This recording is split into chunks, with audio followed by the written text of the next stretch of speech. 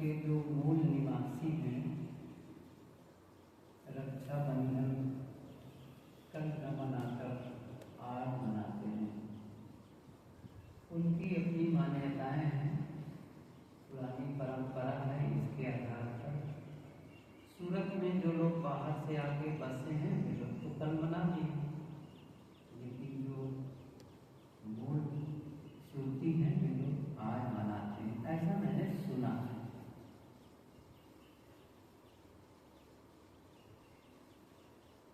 रक्षाबंधन का यह त्योहार कब से शुरू हुआ, इसका बहुत ज़्यादा कहीं पर प्रमाण नहीं मिलता है, कोई इतिहास में हवाला नहीं दिया जाता है। मैंने सुना है गुरुदेव जी से कि भारतीय परंपरा की जो मुख्य त्योहार हैं वे त्योहार को अलग अलग वर्गों में बांट दिया गया है।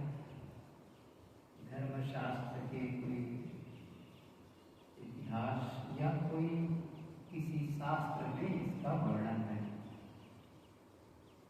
तो पहला आता है रक्षाबंधन। पहले यह ब्राह्मणों का त्योहार होता था, क्योंकि बरसात का मौसम,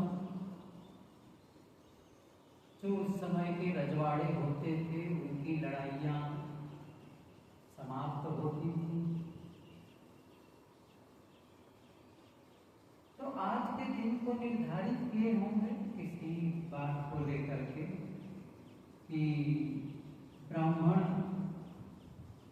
राज दरबार में आता, राजा या अन्य वहाँ के दरबारियों के हाथ में रक्षा सूत्र बांधा करता, मंत्र पढ़ता था और उनका भाव होता था कि ये जो रक्षा सूत्र है आपकी रक्षा करेगा। लड़ने का ज़्यादा अवसर होता था, लड़ाइयाँ होती रहती थी, हमेशा भय बना रहता था, तो स्वाभाविक है सभी अपनी रक्षा चाहते थे। तो ब्राह्मण उसके मन के संतोष के लिए ये रक्षा सूत्र बांधा करते थे, और ब्राह्मणों को दक्षिणा भी मिलती थी, तो उसको ब्राह्मणों का त्योहार माना गया। कब ये भाई बहनों का त्योहार हो गया ये पता नहीं, लेकिन आज शायद ही कोई जानता होगा कि ये ब्राह्मणों का त्योहार है। ये भाई बहनों का त्योहार वस्तुतः नहीं है, लेकिन आज बहुत सारी कहानियाँ उसको जोड़ दी जाती हैं कि कैसे भगवान कृष्ण चक्र चला रहे थे, उंगली कट गई तो द्रौपदी एक कपड़े से उसको बांध देती है, तो कृष्ण ने उसको धागे का बंधन माना, और फिर जब उनको अवसर मिला तब वे भी उनके कपड़ा जितना चाहिए उतना दिए। ये कहानी कहाँ तक सच है क्या है ये पता नहीं। जानकारी के लिए दूसरी बात भी बता दूं, इसके बाद त्योहार आता है दशहरा का। तो ब्राह्मणों के बाद क्षत्रिय, तो दशहरा क्षत्रियों का त्योहार होता है, क्योंकि अब चौमासा बीत चुका है,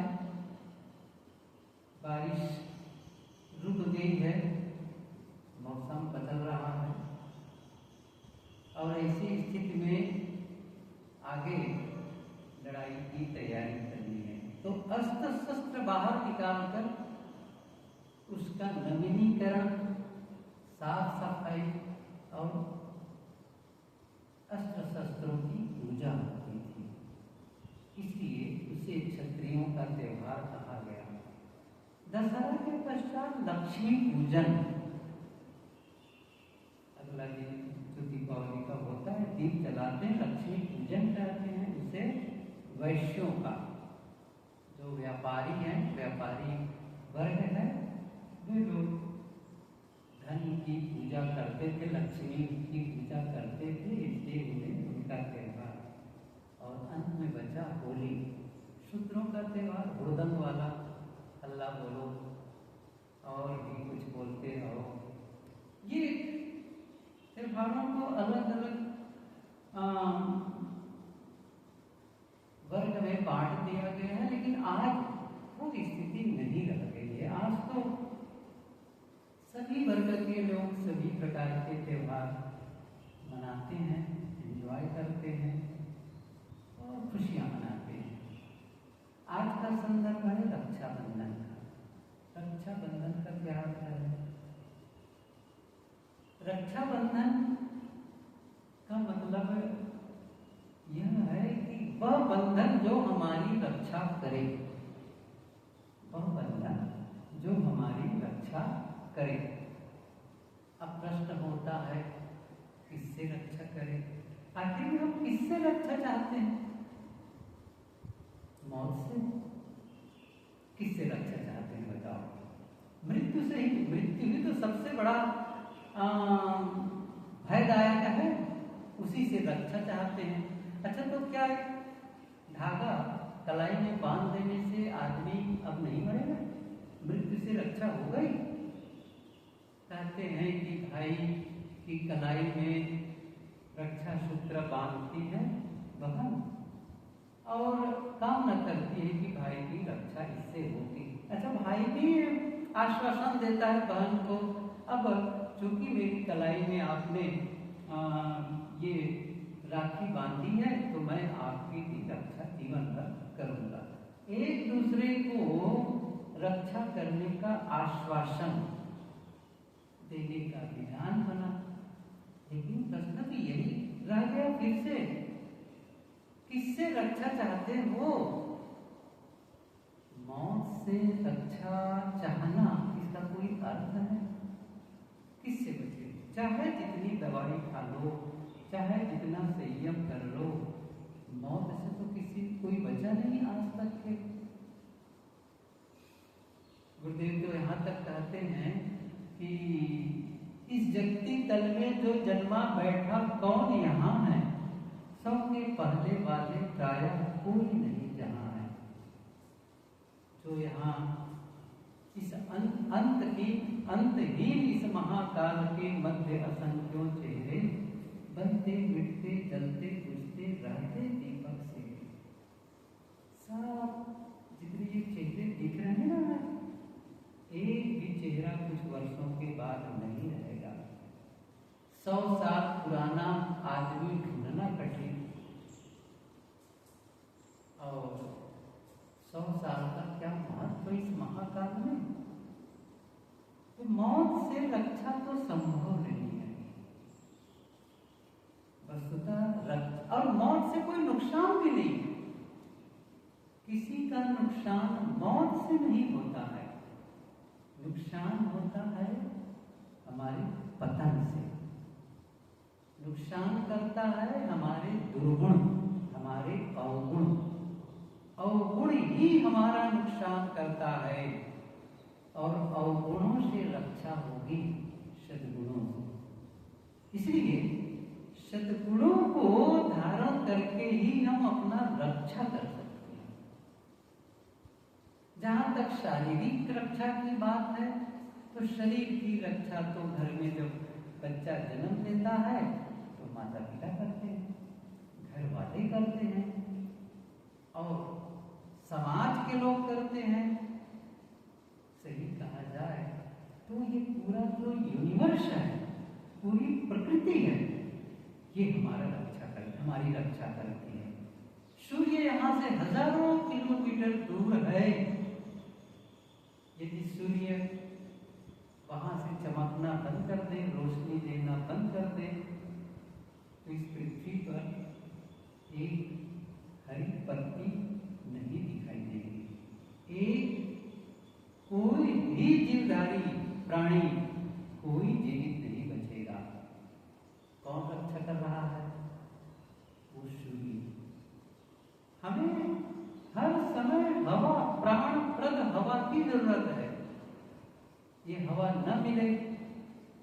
हम यहाँ बैठ कर के बात कर पाएंगे? कौन रक्षा कर रहा है? हवा। कहते ना जल ही जीवन है, जल न मिले जीवन होगा, भोजन न मिले जीवन संभव है? ये सब रक्षा करते हैं। तो पूरी प्रकृति हमारी रक्षा करती है। इसलिए हमें क्या करना है? हम भी उसकी रक्षा करना जाने, ऐसा कुछ जीवन में कार्य करें कि उसको क्षति न पहुंचाए, उसको नुकसान न हो, आने वाली पीढ़ी के लिए वो सुरक्षित और सही सलामत रहे। ये हर मनुष्य का काम है। जहां तक परिवार समाज की बात है, परिवार हमारी रक्षा करता है, इसका मतलब है परिवार की मर्यादाओं में हम बंध के रहते हैं। मैंने शुरू में कहा था कि वह बंधन जो हमारी रक्षा करे, वह बंधन जो हमारी रक्षा करे। कौन सा बंधन? अब ये कहोगे बंधन से क्या? बंधन तो हमेशा दुखप्रद होता है, ऐसा नहीं। बंधन हमेशा दुखप्रद नहीं होता है। बंधन उपयोगी भी होता है। जैसे वही जल उपयोगी होता है जो बंधन में होता है। मटके के बंधन में जल होता है, वो उपयोगी होता है। तालाब के बंधन में जल होता है, वो उपयोगी होता है। बांध होता है ना, बांध डेम, वो कितना उपयोगी होता है, वो बंधन में तो है। तो जो बंधन, जो जल बंधन में है वो उपयोगी है, और जो जल फैल गया, बह गया, वो तो गया, वो तो काम का नहीं है। ऐसे ही है परिवार भी उसकी रक्षा करेगा जो परिवार की मर्यादा, परिवार के नियम और कानून का पालन करेगा। आप पहले जो परिवार का, समाज का नियम है उसकी रक्षा करो, उसकी रक्षा करो, तो क्या होगा? वे आपकी रक्षा करेंगे। आप जैसे किसी के परिवार में एक नियम हो कि भाई बाहर से जब आओ तो जूते चप्पल वहां उतारो। घर के अंदर आप बाहर की चप्पल, बाहर के जूते को पहनकर ना आओ। अब ये क्या है? एक नियम। अब उस नियम का पालन करने से क्या होगा? एक पारिवारिक समरसता बनी रहेगी, परिवार सही ढंग से कार्य करेगा। मान लो परिवार के लोगों ने तय कर दिया है कि कोई भी सदस्य घर से 9 बजे के बाद घर से बाहर न रहे, चाहे जितना जैसा काम हो 9 बजे के पहले घर में आ जाए। अब क्या है? परिवार की मर्यादा है। ऐसी मर्यादा इसलिए बनाई गई है, सीमा बताई गई है कि कोई बहन है, कोई बेटी है, कोई माँ है, कोई पत्नी है, कोई और कोई है, तो सबकी अपनी अपनी मर्यादाएं हैं। उनके साथ उचित मर्यादा का पालन नहीं होगा तो फिर समाज की कैसी दशा होगी? अब कोई कहे कि ये तो मर्यादाओं के अनुसार जीना, नियमों में जीना, तो अपने आप को परतंत्र कर देना है। नहीं, ये परतंत्रता आपकी स्वतंत्रता के लिए है। जैसे हम सड़क पे जाते हैं, तब बाएं चलो, तो बाएं चलना एक बंधन है, लेकिन हमारी रक्षा किससे होगी? उस नियम में बंधने से। हम कहेंगे नहीं जी, हम तो स्वतंत्र देश के नागरिक हैं, हम बाएं चलें, दाएं चलें, बीचों बीच चलें तो क्या होगा? तो फिर आपकी रक्षा नहीं हो पाएगी, आप असुरक्षित हो रहे हैं। जबकि बाएं चलना आपकी रक्षा है, आपकी, आप अपनी रक्षा कर रहे हैं। उस नियम के तहत चल करके उस नियम में बंद कर आपकी रक्षा हो रही है। तो सामाजिक, चाहे देश का भी जो हमारी राजनीतिक कानून है, संविधान है, तो संविधान की रक्षा करके हम देशवासियों की सुरक्षा है। सिपाही देश की रक्षा कर रहा है सीमा में जाकर के, और यदि वहां रक्षा न करे तब तो कोई भी आकर के हमारे देश में गलत कर सकता है, कब्जा कर सकता है। तो हमारी रक्षा तब हो पाएगी जब हम किसी नियम की रक्षा करेंगे, किसी मर्यादा की रक्षा करेंगे, किसी संविधान की रक्षा करेंगे और सद्गुणों, वे सद्गुण जो हमें आत्म पतन से बचाते हैं, आत्म पतन से। ये कहानी जो मैं कई बार कहा कि राजा दशरथ, नहीं क्षमा करें, राजा जनक, मिथिला के राजा जनक के दरबार में एक सन्यासी पहुंचे। और हम सभी जानते हैं राजा जनक के लिए विदेही कहते थे उनको। वो राजा होकर के भी उनका जीवन सन्यासी का जीवन था, उनका जीवन विदेही का जीवन था। अर्थात राजकाज में होकर के भी वो उस ऊपर थे। तो सन्यासी साधना करता था, लेकिन उसे महसूस होता था कि इतनी अकेले जाकर के साधना करता हूँ, जंगल में जाके तब करता हूँ, लेकिन मेरा मन मेरे बस में नहीं। और लोग कहते हैं कि राजा जनक विदेही हैं, वे राजा होकर के भी उनका जीवन राजकाज से ऊपर है, कैसे हो सकता है? गए पूछे, राजन मुझे विश्वास नहीं होता है कि आप एक राजा होकर के भी इन भोग ऐश्वर्य से अपने आप को अलग रख पाते। मैं तो जाके देख लिया, पर्वतों में जाकर के तपस्या कर ली, जंगल में जाके तपस्या कर ली, मन तो रुकता नहीं है, मन में तो भोगों की कामना होती है। और आपके सामने तो चारों तरफ भोग फैले हुए हैं, आप कैसे नियंत्रित कर पाते हैं? मुझे संदेह होता है। राजा जनक उनको उत्तर देते, इसके पहले उन्होंने कहा 3 सिपाहियों को बुलाकर कहा, इसको बंदी बना लो, इसको बंदी बना लो। सन्यासी ने सोचा, मैं तो सोचा था आप बड़े दयालु हैं, ज्ञानी हैं, आप भी सामान्य राजा की तरह व्यवहार कर रहे हैं। आश्चर्य हुआ। कहा, रात में एक वेश्या की नाच होने वाली है, और मैंने जानते वो सबसे सुंदर स्त्री है। आज उनकी नाच है और एक अवसर दिया जाता है।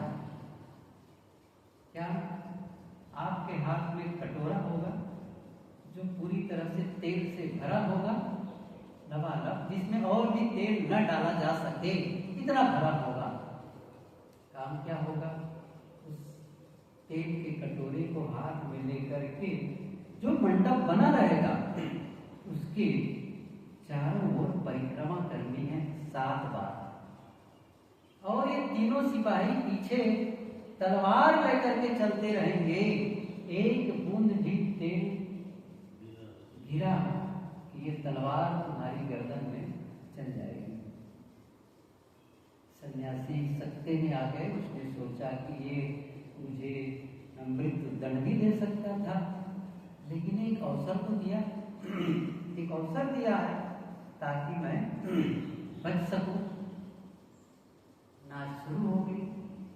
सन्यासी हाथ में तेल का कटोरा लेकर के आगे आगे चला और पीछे 3 सिपाही हाथ में नंगी तलवार लेकर के पीछे पीछे चल रहे थे। और चर्चा कर रहे थे सिपाही तीनों कि देखो नाचने लग गई है, कितना सुंदर कपड़ा पहनी है, कितने गहने। फिर थोड़ी देर के बाद चर्चा करते करते करते देखो उसने तो अपने आभूषण को फेंक दिया है। फिर और कुछ देर के बाद कहते हैं अरे उसने तो सारे कपड़े फेंक दिए, अलग कर दिए, निर्वस्त्र नाच रही है। और वो परिक्रमा कर रहे हैं, बहुत सी उनकी लुभावनी बातें, आकर्षक बातें, वहां बाजा बज रही है, नाच हो रही है। और वो ऐसा करते करते परिक्रमा पूरी की। राजा के पास आया, तेल नहीं गिरा। राजा ने कहा कुछ समझे, तुमने तेल की रक्षा की और वह तेल की रक्षा ही तुम्हारे जीवन की रक्षा, उसी से जीवन की रक्षा हुई। मैं भी अपने भीतर किसी की रक्षा करता हूँ, मैं अपनी शांति की रक्षा करता हूँ, मैं सत्य की रक्षा करता हूँ। और जब कोई शांति की रक्षा करे तो चारों तरफ भोग ऐश्वर्य फैले हों, उससे आकर्षित नहीं होगा। ये जो सिपाही बोल रहे थे ना तुम्हारे पीछे पीछे चलते हुए, इनको मैंने सिखा दिया था।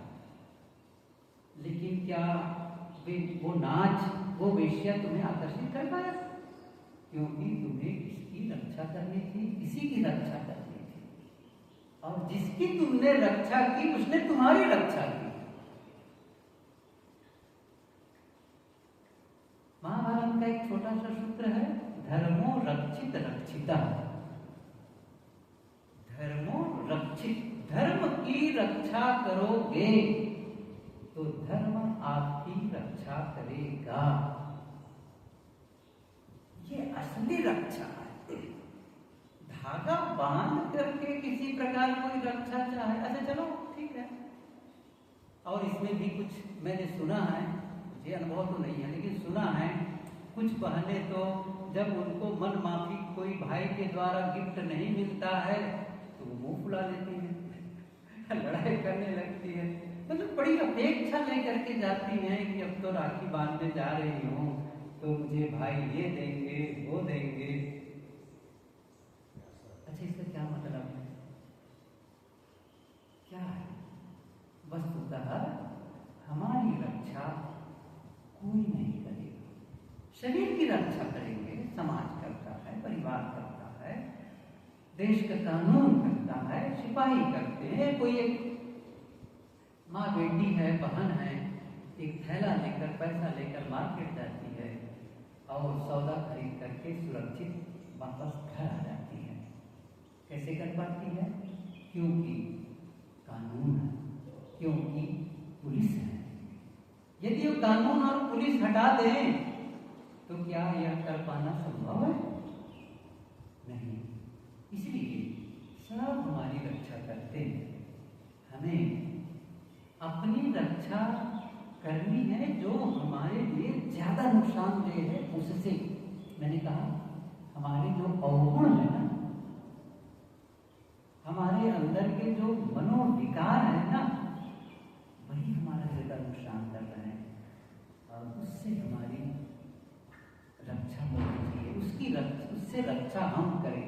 तो सच कहा जाए तो हमारा असली रक्षक सद्गुरु संत है, क्योंकि वही आधार है जो हमें सही ज्ञान देते हैं, सही संदेश देते हैं। बाकी रक्षा जैसे वो एक पुरानी कहानी है, एक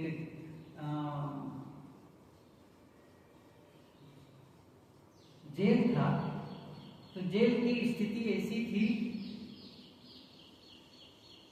बहुत अच्छी नहीं थी।